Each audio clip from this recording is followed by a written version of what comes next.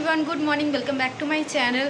तो आज के बृहस्पतिवार आज के पुजो टुजो दिए उठलाम এইমাত্র আর দেখতে পাচ্ছ রেডি হয়ে গেছি। তো আজকে যাচ্ছি হচ্ছে আমার ননদের বাড়িতে। তো ননদের বাড়িতে নেমন্তন্ন করেছে, আজকে আমার ননদের বরের জন্মদিন, তাই বৌদি ওরা কালকে রাতেই চলে গেছে। তো আজকে আমি যাচ্ছি।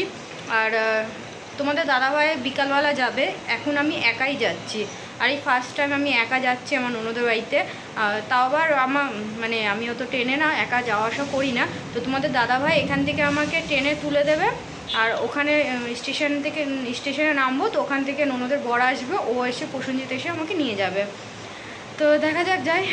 তোমার দাদাভাই বলে দিচ্ছিল এটার পরে এই স্টেশন আসবে, অবশ্য দুটো স্টেশন, কল্যাণী, মদনপুর, শিমুরালি।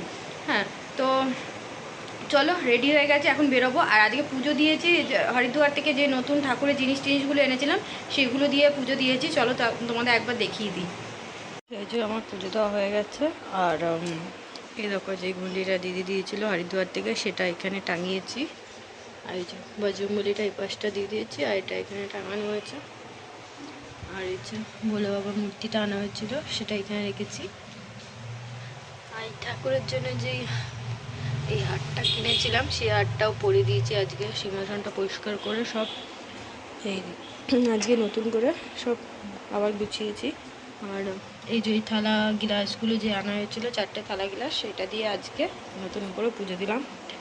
আজকে এইটাতে খাবার দেওয়া হয়েছে। আর আরেকটা জিনিস যেটা হচ্ছে এই যে ধূপকাঠির স্ট্যান্ডটা, ছক্কার যে গুটি, একটা ধূপকাঠির জন্য, এর জন্য এই পাশটা একটা রেখেছি।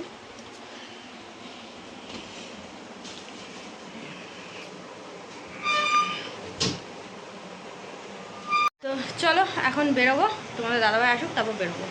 তো যাওয়ার পথে এই যে এখানে এসেছি এখন কেক নিতে। আর আজকে বৃহস্পতিবার, বুঝে পাচ্ছিলাম না কী নেবো, আর অন্য কিছু নিতে গেলে অনেকটা সময় চলে যেত, ট্রেনও আমি মিস করে দিতাম। এর জন্য এখান থেকে ভাবলাম যে ননদের বড়ের জন্য তাহলে কেকটাই কিনে নিয়ে যাই। তো এর জন্য এখানে কেক কেনা হচ্ছিলো, ওখানে নাম লিখতে দেওয়া হয়েছে। আর আমি যেহেতু ফার্স্ট টাইম একা এরকম ট্রেনে করে যাচ্ছি, তো এর জন্য তোমাদের দাদাভাই একটু ভয়তে ছিল, আমিও ছিলাম, বাট আমি ওকে দেখাচ্ছিলাম না। তো ট্রেন যতক্ষণ না ছাড়ছিল ততক্ষণ তোমাদের দাদাভাই ওরকমই দাঁড়িয়েছিল। আর ট্রেন ছাড়ার পরেই এত ঘন বারবার ফোন করছে, মানে কি বলবো, যে আমি ভুল করে অন্য স্টেশনে নেমে যাইনি, তো ওই ভয়টাও বারবার পাচ্ছিল। তো যাই হোক, শিমুরালি আসলো। আমি দুটো ব্যাগ ছিল আমার হাতে, দুটো ব্যাগই নিয়ে, একটা কেকের ব্যাগ, একটা আমার সাইড ব্যাগ ছিল, ব্যাগ নিয়ে নামলাম। আর নেমেই দেখি আমার ননদের বর এখানে দাঁড়িয়ে রয়েছে আমার জন্য। তো এই যে চলে এসেছি। আর এই যে প্রসেনজিৎ দেখতে নিতে আমাকে, ওইটা। আর কি গরম দেখো, কি রোদ বাবা, এক তো গরম, আর এখানে রাস্তা দিয়ে যেতে যেতেই গাড়ি হয়ে গেছে খারাপ। তো এখানে ভাগ্যিস মানে এই জায়গাটা আমরা দাঁড়িয়েছি। আর ওখান দিয়ে দেখছি দীপ আর দাদা বাইকে করে যাচ্ছিলো কোনো দোকানে। তো ডাক্কা হলো, দীপ এসে এখন দেখলো যে চেনটা পড়ে গেছে, বাইকের যে চেনটা থাকে সেটা পড়ে গেছে। তো সেটাই এখন এটা লাগানো হচ্ছিল। আর এত গরমের মধ্যে ভাবছিলাম কতক্ষণে ঘরে পৌঁছাবো ননদের, আর তার আগে রাস্তার মধ্যে এইভাবে দাঁড়াতে হচ্ছিলো আমাদেরকে। তো চলে এসছি। আর কি মারাত্মক গরম বাবা, ওখানে দেবী যে রান্না করছে। আর কেকটা কিনে এনেছিলাম, ওটা ফ্রিজে রেখে দিলাম। ওরা আবার কালকে রাতে কেক কাটা হয়েছিল না, সারপ্রাইজ। দাদা বৌদিরা এনেছিল, দেখো দাদা বৌদিরা কালকে কেক এনেছিল, আজকে আমি কেক আনলাম। তো এখানে বাবা দাঁড়ানো যাচ্ছে না, ভীষণ কাশি যাচ্ছে, ভীষণ গরম। তাও দেবীদের রুমগুলো একটু হালকা ঠান্ডা আছে। যার বার্থডেতে এসেছি, 50 বছরের বুড্ডা। তোমাকে দেখে মনেই হচ্ছে তোমার 50 বছর বয়স হয়ে গেছে। দেরি আছে না, এখনো 9 বছর দেরি আছে, 41। আচ্ছা অবশ্য এজ বলতে নেই, দেখো আমি বলেই ফেললাম। দাড়িগুলো যাও কেটে আসগুলোর জন্য একদম 50 বছর লাগে। কেউ বলতে হবে 60 বছর হয়ে গেছে। যাও দাড়ি কেটে বিকালে কেকটা খাবে, যাও কেটে আসো। বৌদি কি এখন স্নানে যাচ্ছ? না, লাইট জ্বলছে না, ঘরটা এত অন্ধকার, গরমে। হ্যাঁ এখানে একটু কম হবে, কারণ কি বলতো বাইরে তো রোদ আছে, বাইরে বেরোও না, কিন্তু ওদের বাড়ির আশেপাশে পুরো গাছপালা দিয়ে ভর্তি তো একদম। তো একটু এর জন্য একটু ঠান্ডা ওয়েদার রয়েছে।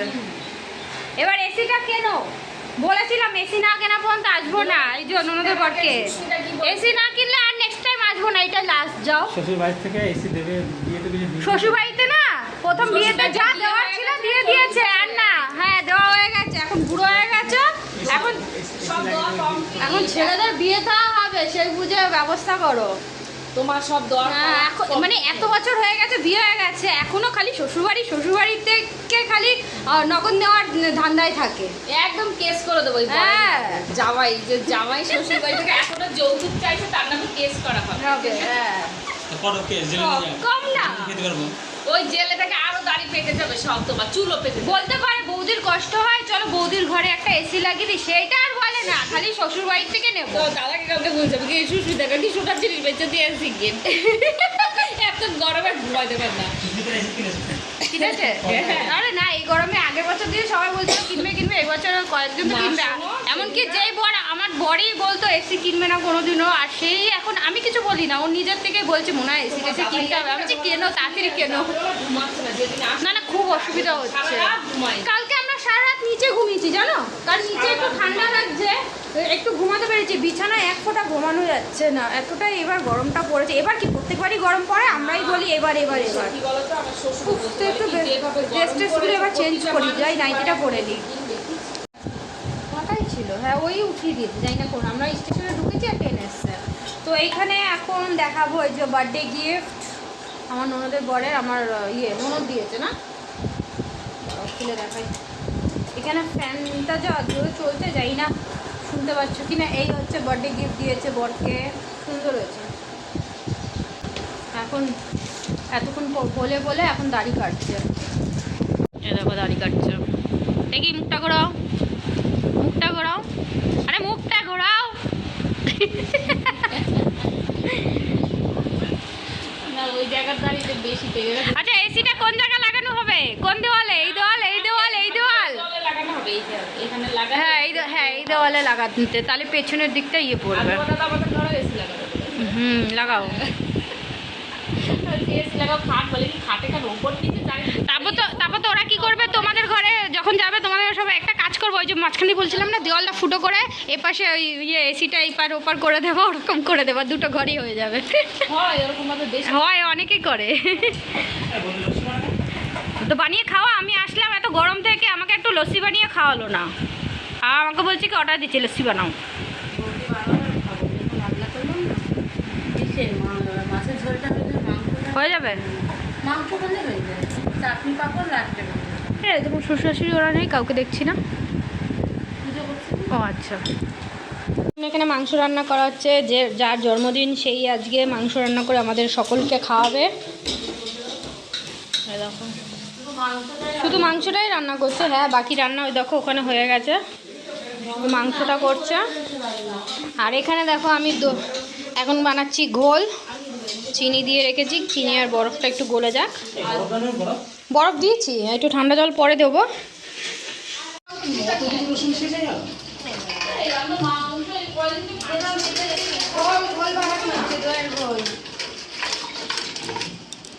এটা নিয়ে নেয় না, দইয়ের ঘোল হয়ে গেছে,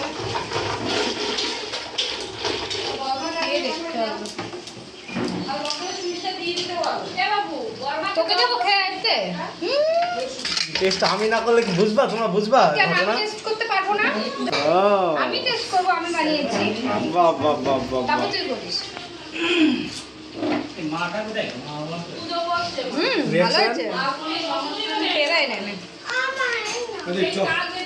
এখানে রান্না দেখো, এখানে রয়েছে পাঁপড়, ভাত, কী রান্না হচ্ছে সেগুলো দেখিয়ে দিচ্ছি। এর মধ্যে রয়েছে পায়েস, এর মধ্যে ভাতই রয়েছে, এখানে রয়েছে টক ডাল, এখানে রয়েছে রুই মাছের তরকারি ডাঁটা আলু দিয়ে, এখানে রয়েছে এঁচোড় চিংড়ি, এখানে রয়েছে চাটনি, এখানে আছে 5 রকমের ভাজা, এখানে রয়েছে ফ্ল্যাট মাছের তেল, আর এখানে দেখো মাংস, মুরগির মাংস, তো 2 জায়গায় বেড়ে রেখেছে, রাতের জন্য আর এই বেলার জন্য। আর এখানে রয়েছে এই যে মুরগির পা আর স্টমাক, এগুলো আলাদা করে রেখেছে বৌদি। আর এখানে এই যে থালা সাজিয়ে দিয়েছি, মাটির থালাতে মাটির বাটি রয়েছে, এখানে সব তরকারি বেড়ে সাজিয়ে টাজিয়ে নিয়েছি। এবার এখানে একটু ফুল রেখেছি, ফুল দিয়ে বললো দেবী সাজিয়ে দিতে। এখন এই যে পুচকু এদের খাওয়া চলছে, এরা খেয়ে উঠবে, তারপর আমরা খেতে বসবো। খাওয়া দাওয়া হয়ে গেছে, এখন দেবী টেবিলটা পুরো পরিষ্কার করে দিচ্ছে। এখন ওনার বরমশাইকে একটু সাজিয়ে গুজিয়ে এখানে দেবো, তাই তো সব বেড়ে রেখেছি, শুধু ফুল দিয়ে একটু সাজিয়ে দিই এখন।